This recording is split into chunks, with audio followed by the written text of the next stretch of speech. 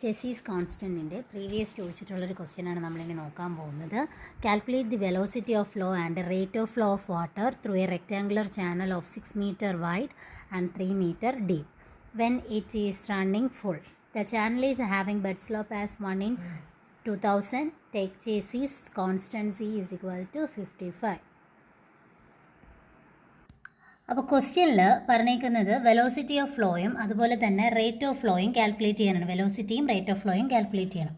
Rectangular ചാനലാണ്, അതിൻ്റെ width depth തന്നിട്ടുണ്ട്, റണ്ണിങ് ഫുൾ ആണെന്ന് പറഞ്ഞിട്ടുണ്ട്, ബെഡ് സ്ലോപ്പ് തന്നിട്ടുണ്ട്, ചെസീസ് കോൺസ്റ്റൻറ്റ് തന്നിട്ടുണ്ട്. അപ്പോൾ കണ്ടുപിടിക്കേണ്ട വെലോസിറ്റിയും റേറ്റ് ഓഫ് ഫ്ലോയാണ് കാൽക്കുലേറ്റ് ചെയ്യുന്നത്. ആദ്യം നമുക്ക് തന്നിരിക്കുന്ന ഡേറ്റാസ് ഗിവൺ ഡേറ്റിൽ എഴുതാം.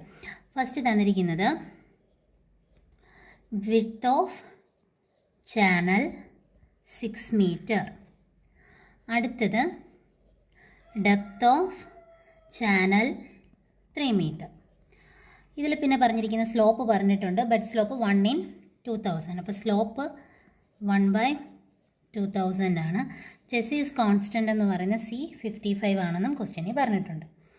ഇതിൽ ഫസ്റ്റ് പറഞ്ഞിരിക്കുന്നത് വെലോസിറ്റി കാൽക്കുലേറ്റ് ചെയ്യാൻ. വെലോസിറ്റി കാൽക്കുലേറ്റ് ചെയ്യേണ്ട ഇക്വേഷൻ C √R/S. ഓക്കെ, അടുത്ത് രണ്ടാമത് റേറ്റ് ഓഫ് ഫ്ലോ ആണ് കാൽക്കുലേറ്റ് ചെയ്യേണ്ടത്. Q = A/V. ഇതാണ് നമ്മുടെ ഇക്വേഷൻ. അപ്പോൾ എങ്ങനെയാണെന്ന് നമുക്ക് നോക്കാം. ആദ്യം നമ്മൾ എന്ത് കണ്ടുപിടിക്കണം? ഇപ്പോൾ വെലോസിറ്റിയാണ്. വെലോസിറ്റി കണ്ടുപിടിക്കുമ്പോൾ ഇവിടെ അൺനോൺ എന്ന് പറയുന്നത് R ആണ്. സോ ആദ്യം നമ്മൾ എന്ത് കണ്ടുപിടിക്കണം?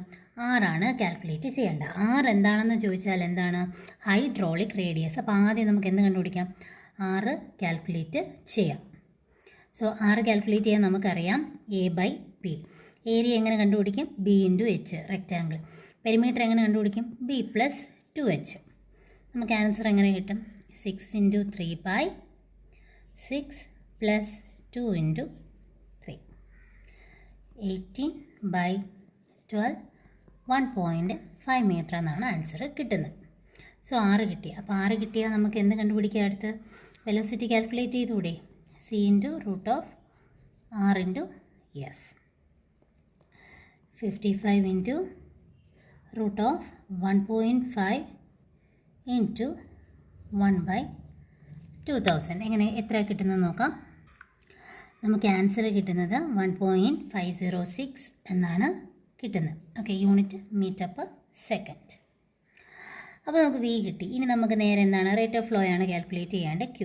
Q കാൽക്കുലേറ്റ് ചെയ്യാൻ നമ്മൾ പറഞ്ഞു A/V ആണ് ഇക്വേഷൻ. എയും നമ്മൾ കണ്ടുപിടിച്ചതാണ്. A എന്ന് പറയുന്നത് എന്താണ്? B/H. 6 × 3 18 m² ആണ്. V നമ്മളിപ്പോൾ കണ്ടുപിടിച്ചു. സോ Q എന്ന് പറയുന്നത് 18 × 1.506. ഓക്കെ, അപ്പോൾ നമുക്ക് ഫൈനലി കിട്ടുന്ന ഒരു 27 സംതിങ് വാല്യൂ ആണ് നമുക്ക് കിട്ടുന്നത്. ചെറിയൊരു ഈ ഒരു പോയിൻറ്റിന് ശേഷം അവിടെ എവിടെയും നമ്മൾ എടുക്കുന്ന ഡിജിറ്റിനനുസരിച്ച് വ്യത്യാസം വരും. ഓക്കെ, ഈ ഒരു വാല്യൂ ആണ് വരുന്നത് m³/s.